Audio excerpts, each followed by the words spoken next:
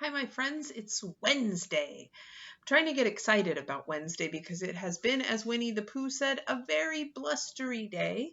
The wind has blown and blown and blown and blown and blown and blown and blown around here, and it's made the internet and the computers and all of the technology like phones and TVs very sluggish.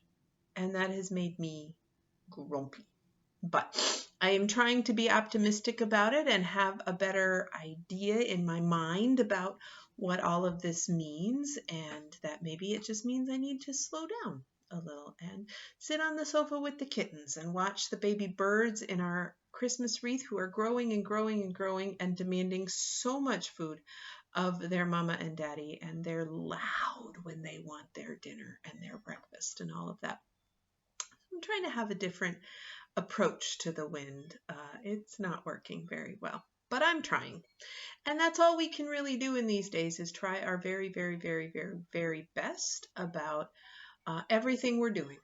And some days our best requires us to sit on the sofa with the kittens, and some days we can get lots and lots and lots of things done, and some days it's in between, and that's okay.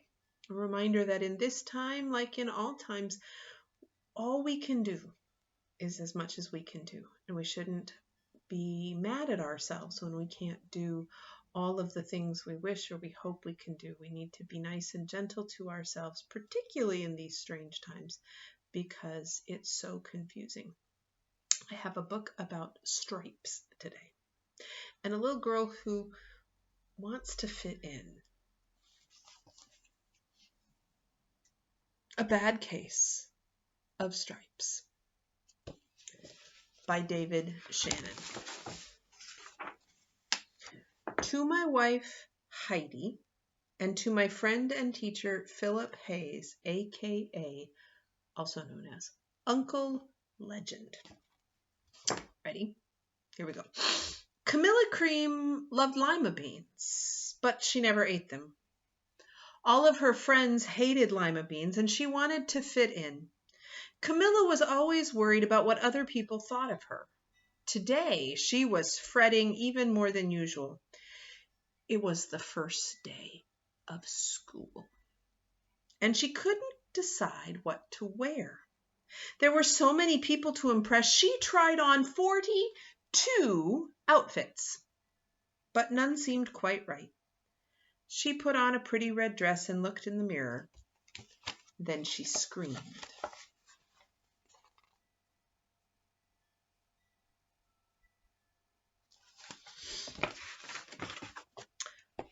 Her mother ran into the room and she screamed too. "Oh my heavens," she cried.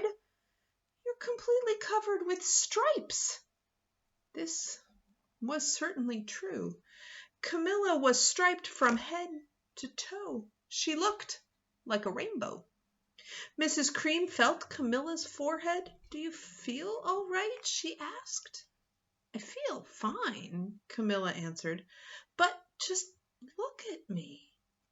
"You get back in bed this instant," her mother ordered. "You're not going to school today." Camilla was relieved. She didn't want to miss the first day of school, but she was afraid of what the other kids would say, and she had no idea what to wear with those crazy stripes.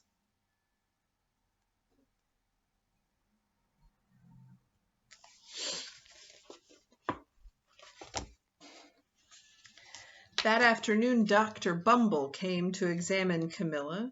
"Most extraordinary," he exclaimed. "I've never seen anything like it. Are you having any coughing, sneezing, runny nose, aches, pains, chills, hot flashes, dizziness, drowsiness, shortness of breath, or uncontrollable twitching?" "No," Camilla told him. "I feel fine." "Well then," Dr. Bumble said, turning to Mrs. Cream, "I don't see any reason why she shouldn't go to school tomorrow. Here's some ointment that should help clear up those stripes in a few days. If it doesn't, you know where to reach me." And off he went.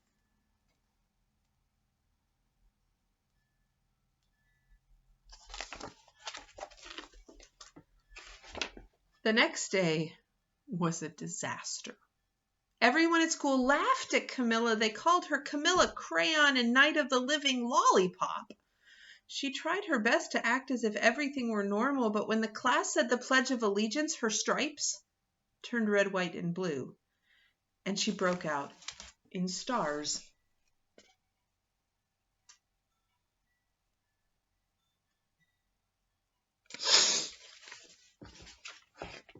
The other kids thought this was great. One yelled out, "Let's see some purple polka dots." Sure enough, Camilla turned all purple polka dotty. Someone else shouted, "Checkerboard!" and a pattern of squares covered her skin. Soon, everyone was calling out different shapes and colors, and poor Camilla was changing faster than you can change channels on a TV.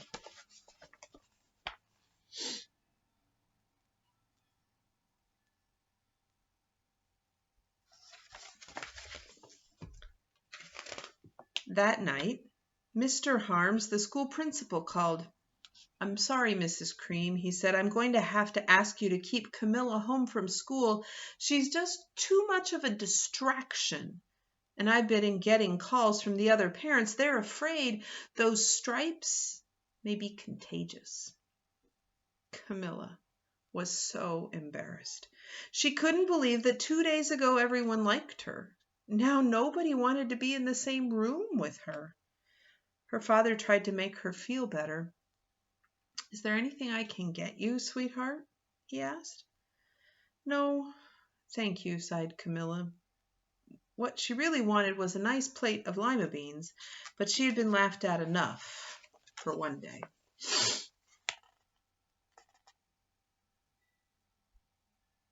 Is the principal.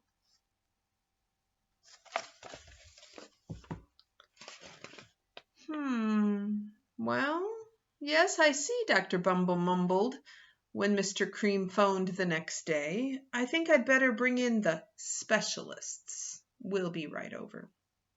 About an hour later, Dr. Bumble arrived with 4 people in long white coats. He introduced them to the Creams. "This is Dr. Grop, Dr. Sponge, Dr. Cricket, and Dr. Young." Then the specialists went to work on Camilla. They squeezed and jabbed and tapped and tested. It was very uncomfortable. "Well, it's not the mumps," concluded Dr. Grop. "Or the measles," said Dr. Sponge.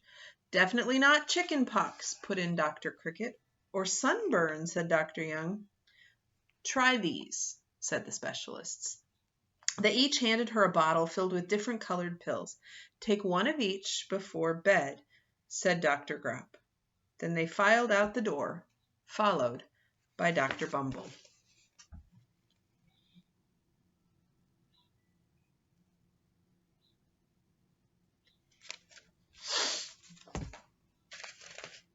That night, Camilla took her medicine. It was awful.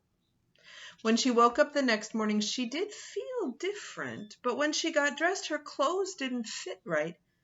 She looked in the mirror, and there, staring back at her, was a giant, multicolored pill with her face on it.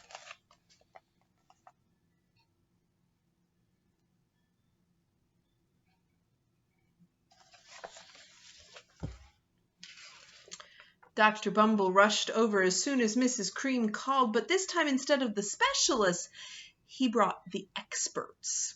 Dr. Gord and Dr. Mellon were the finest scientific minds in the land. Once again, Camilla was poked and prodded, looked at, and listened to. The experts wrote down lots of numbers, then they huddled together and whispered. Dr. Gord finally spoke. "It might be a virus," he announced with authority. Suddenly, fuzzy little virus balls appeared all over Camilla. "Or possibly some form of bacteria," said Mr. Mellon. Out popped squiggly little bacteria tails. "Or it could be a fungus," added Dr. Gord. Instantly, Camilla was covered with different colored fungus blotches. The experts looked at Camilla, then at each other, We need to go over these numbers again back at the lab, Dr. Gord explained. We'll call you when we know something. But the experts didn't have a clue, much less a cure.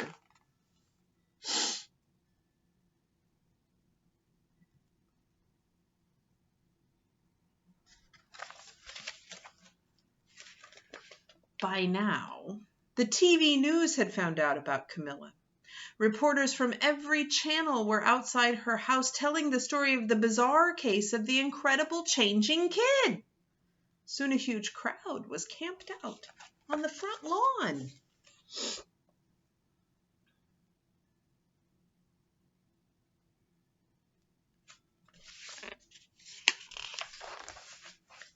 The Creams were swamped with all kinds of remedies from psychologists, allergists, herbalists, nutritionists, psychics, an old medicine man, a guru, and even a veterinarian. Each so-called cure only added to poor Camilla's strange appearance until it was hard to even recognize her. She sprouted roots and berries and crystals and feathers and a long furry tail. But nothing worked.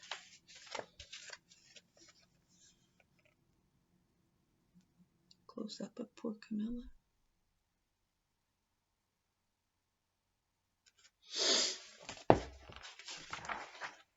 One day, a woman who called herself an environmental therapist claimed she could cure Camilla. Close your eyes, she said. Breathe deeply and become one with your room.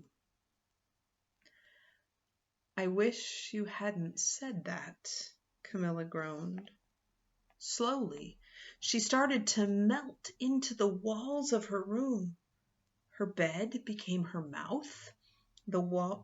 Her nose was a dresser, and 2 paintings were her eyes. The therapist screamed and ran from the house. What are we going to do? Cried Mrs. Cream. It just keeps getting worse and worse. She began to sob. You see her eyes and her nose and her mouth?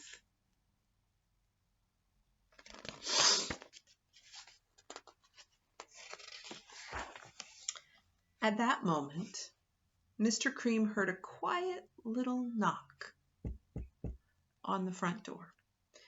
He opened it, and there stood an old woman who was just as plump and sweet as a strawberry.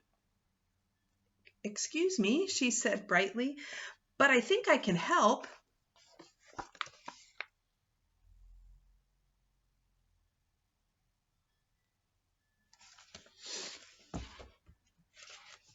She went into Camilla's room and looked around.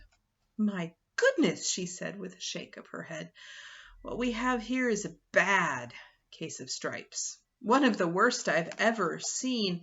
She pulled a container of small green beans from her bag. Here, she said, these might do the trick. Are those magic beans? Asked Mrs. Cream. Oh, my, no, replied the kind old woman. There's no such thing. These are just plain old lima beans. I bet you'd like some, wouldn't you? She asked Camilla. Camilla wanted a big, heaping plateful of lima beans, more than just about anything, but she was afraid to admit it. Yuck, she said. No one likes lima beans, especially me. Oh dear, the old woman said sadly. I guess I was wrong about you. She put the beans back in her bag and started towards the door. Camilla watched the old woman walk away. Those beans would taste so good. And being laughed at for eating them was nothing compared to what she'd been going through. She finally couldn't stand it. Wait! She cried. The truth is, I really love lima beans. I thought so, said the old woman with a smile. She took a handful of beans and popped them into Camilla's mouth. Said Camilla.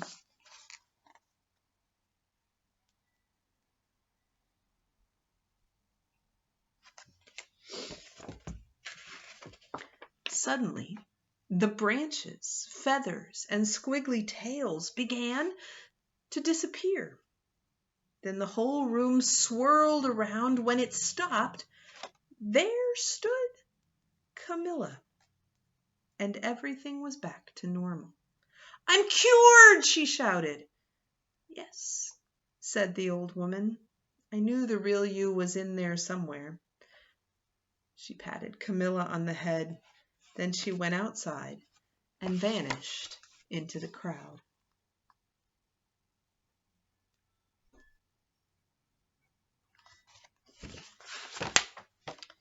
Afterward, Camilla wasn't quite the same. Some of the kids at school said she was weird, but she didn't care a bit. She ate all the lima beans she wanted, and she never had even a touch of stripes again.